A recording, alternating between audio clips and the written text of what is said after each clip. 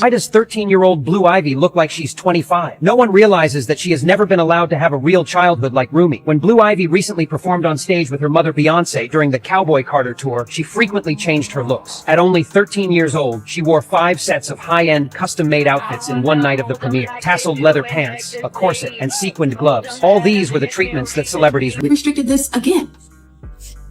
Hating. You know what?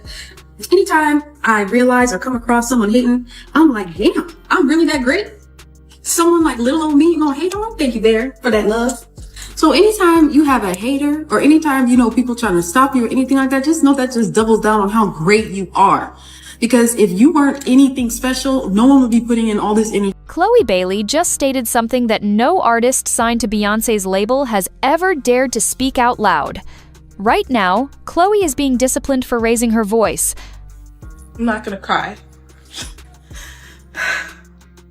However, why specifically is Chloe being disciplined? She said the silent portion out loud, accusing Beyonce of slaughtering musicians who threatened her dynasty. 2 vocal powerhouses, Chloe and her sister Halle, were locked up by Beyonce without any support, space to perform on her tour, promotion, streaming assistance, or anything else, all in the hopes that Blue Ivy would do the same. In addition, Blue Ivy is just not nearly as talented as Chloe when it comes to dancing and stage appearance.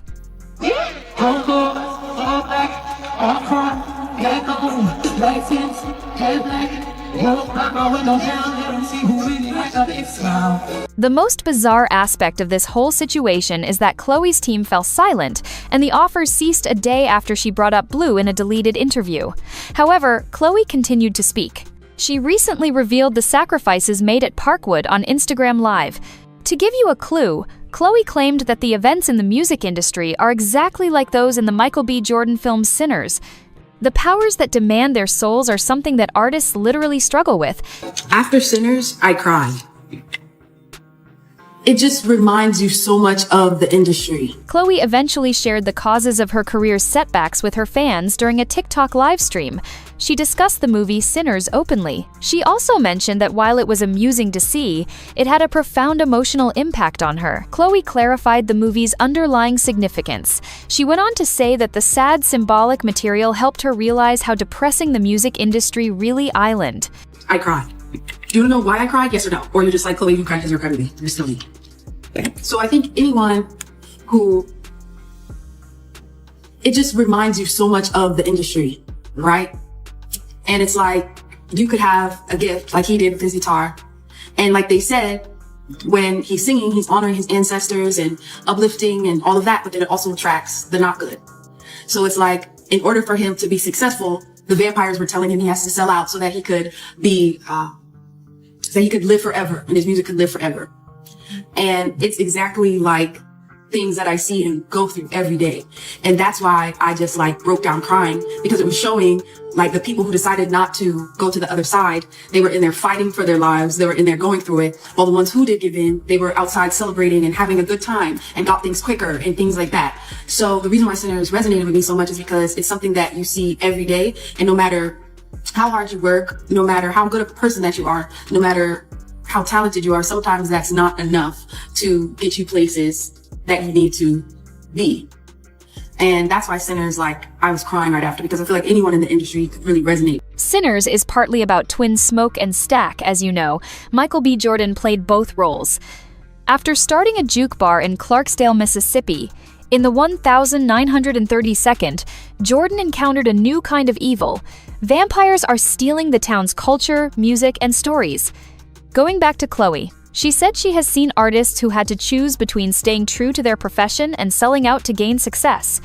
The odd section follows. She was still subject to limitations on her life after saying this. We restricted this again.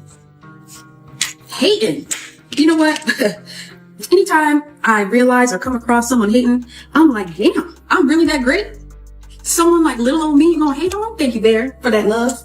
So anytime you have a hater or anytime, people trying to stop you or anything like that, just know that just doubles down on how great you are. Because if you weren't anything special, no one would be putting in all this energy. However, fans are not just rooting for Chloe on Sinners. They are also starting to think that her career failure is all the fault of one individual, Beyonce. Yes, Beyonce is being blamed by a lot of people. She may even be purposefully undermining Chlöe, according to some. But why would Beyoncé spoil her first attempt after signing Chlöe? Was there a hidden agenda from the start? Some fans have claimed that Beyoncé just signed Chlöe to keep the spotlight on her until Blue Ivy is old enough to take over. Beyoncé wants to make sure her successor has an unfettered path now that Blue is creating a stir. Furthermore, there is little doubt that Beyoncé's plan to bring Blue into the spotlight is intentional. Why does 13-year-old Blue Ivy look like she's 25? No one realizes that she has never been allowed to have a real childhood like Rumi. When Blue Ivy recently performed on stage with her mother Beyonce during the Cowboy Carter tour, she frequently changed her looks. At only 13 years old, she wore 5 sets of high-end, custom-made outfits in one night of the premiere. Tasseled leather pants, a corset, and sequined gloves. All these were the treatments that celebrities... Some business insiders have already criticized Beyoncé and Jay-Z for going above and beyond to get Blue Ivy. Remember how 50 Cent hinted that the Carters had bought Blue a Grammy when she was 9 years old? These kids even have Grammys. Like they don't sing yet. They don't sing. Right. They don't rap yet.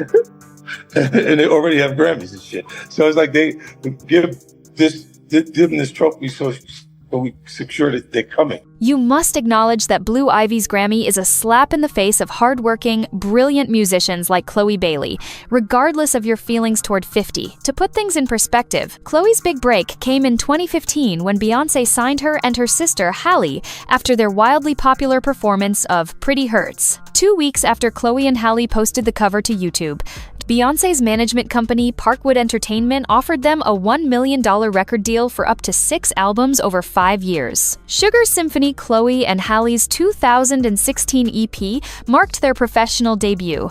They served as Beyoncé's opening act at the Formation World Tour's European stop later that year. We'll be opening up for Beyonce on the Formation Tour in Europe, so we're so excited. Very excited. Yeah. It's gonna be so much fun. Between 2017 and 2020, Chloe and Halle put out 2 studio albums under Beyoncé's label, The Kids Are Alright and Ungodly Hour. They also put out a mixtape called The Two of Us, and the critics loved them. However, things changed in early 2021 when Chloe started her own career and Halle moved to London to film Disney's Little Mermaid. At that moment, Chloe started to alter her look, and fans started chastising her for prioritizing her gorgeous appearance over her actual talent. Additionally, after Chloe released this odd cover of Nina Simone's Feeling Good in July 2021, several fans took to social media to blame Beyoncé of giving her terrible advice.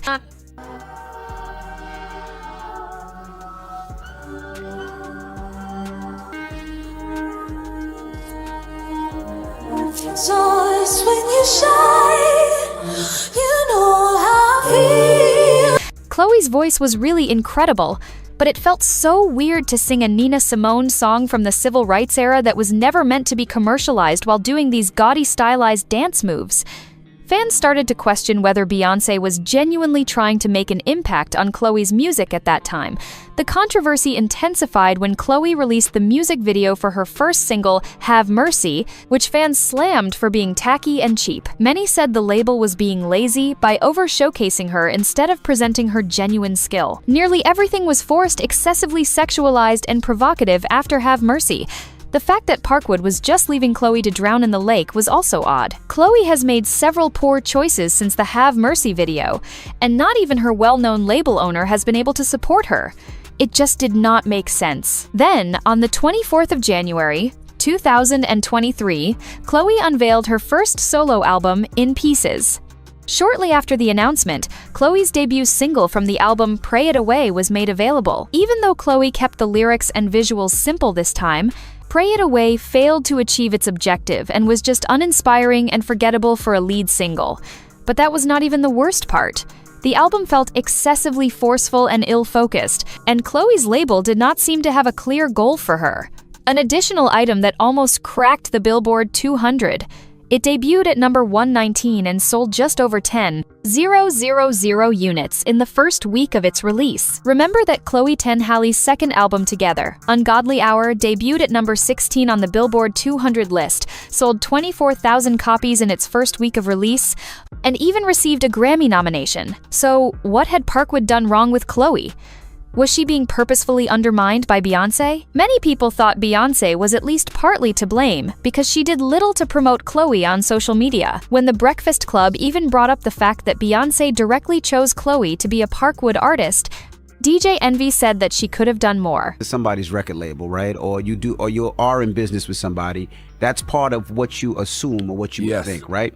If I'm an artist and I sign to anybody, and I seen Jay-Z do it to his biggest artists, Beanie Siegel, to Rihanna, to Kanye, to Emil, he promoted his art. Many fans agreed with Envy, saying that even if Beyoncé had not wanted to work with Chlöe on a feature, she probably would have made her top 50 debut with a straightforward Instagram repost. Beyoncé did nothing for the record, as you can see.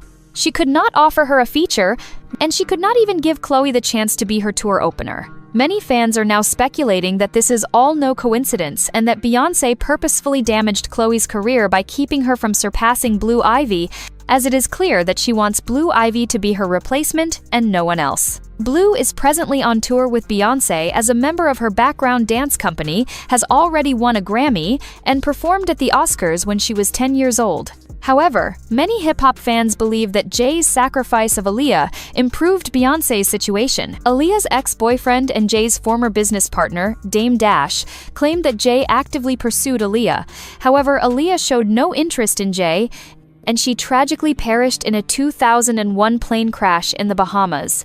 In the same year, Jay and Beyoncé started dating. The strange thing about Aaliyah's death is that many people think she was sacrificed since, according to witnesses, she was given a sedative and flown unconscious. Says that Aaliyah was given a sleeping pill and carried onto the plane unconscious before the fatal crash happened in the Bahamas. Kingsley Russell, who was 13 at the time, was in the car that drove Aaliyah and her team to the airport for their return flight to Miami. According to Kingsley Russell, they took her out of the van and she didn't even know she was getting boarded on a plane. Russell says she went on that airplane asleep. Then, it appeared that Aaliyah knew about the plane accident that we do not, and her death was a spiritual murder, according to Mary J. Blige.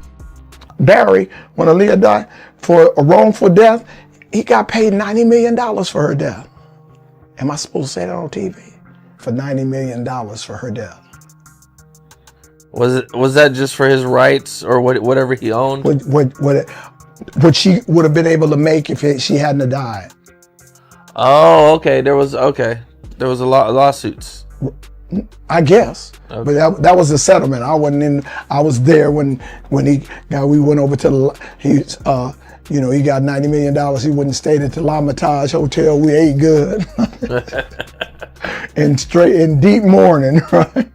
Additionally, Beyoncé has been accused of practicing witchcraft and offering sacrifices by her own staff, which only adds to the spooky atmosphere. In 2018, Beyoncé's drummer of 7 years, Kimberly Thompson, accused her of extreme witchcraft and even asked for a restraining order. This has been going on since 2006, and it's just been getting worse and worse and worse. And for a very long time, I put this person on a pedestal. I love them. I send emails, publicly, happy birthday and all this stuff. And the entire time, this person was casting spells and manipulating me and controlling my job situations, my relationships, just all kinds of. More recently, it was found that Ashley Everett, Beyoncé's former dance captain and co-worker for almost a decade, liked a number of questionable posts and comments that claimed Beyoncé was a demon. But here's what no one is talking about. Shortly after Chlöe's Instagram live about sinners and refusing to sell her soul started to get blocked, another Parkwood artist surreptitiously removed their social media accounts. A planned collaboration between Chlöe and this artist suddenly and mysteriously disappeared from the distribution schedule. Additionally, insiders are thinking that they might have seen anything as well. So what exactly is Beyoncé hiding? Because if Chlöe was the first to appear, she might not be the last.